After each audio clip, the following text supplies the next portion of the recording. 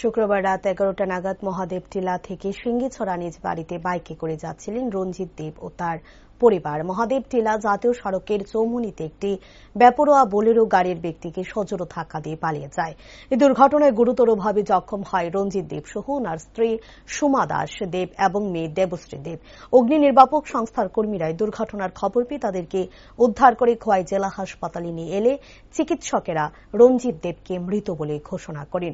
অত্যন্ত আশঙ্কাজনক অবস্থায় ওনার স্ত্রী সুমা দাস দেব এবং মেয়ে দেবশ্রী দেবকে জিবিপি হাসপাতালে পাঠানোর ব্যবস্থা করেন। পুলিশের বোলেরো গাড়িটিকে বেলফাং নাকা পয়েন্টে গাড়িটিকে আটক করে বলে জানা যায়।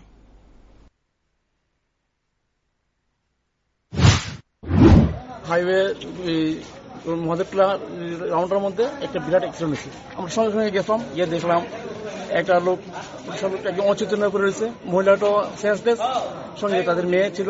মেয়েটা কথা কইতে পারে। মেয়েটার থেকে নাম জানলাম। মেয়েটার বাবার নাম রঞ্জিত দেব, তার দাদুর নাম সুবোধ দেব, আর মেয়েটার নাম হচ্ছে দেবশ্রী দেব। তাদের বাড়ি সিঙ্গিছড়া শিববাড়ি। আর মেয়েটার মার নাম? মেয়েটার মার নাম হচ্ছে সুমা দাস দেব। মানে কিভাবে অ্যাক্সিডেন্ট হয়েছে একটু জানতে পারছেন? এখানে লোকাল মানুষই কইছে একটা বোলেরো গাড়ি তাদের বাড়ি দিয়া বাইকটা পুরো দুই টুকরা করে রয়েছে। বাইকটা দুইটা জায়গা করে রয়েছে, আর তারা তিনজন মানুষ তিন জায়গা করে রয়েছে। আমরা আনছি একদম খুব করুণ অবস্থায়, জানি না তারা বাঁচবো কিনা।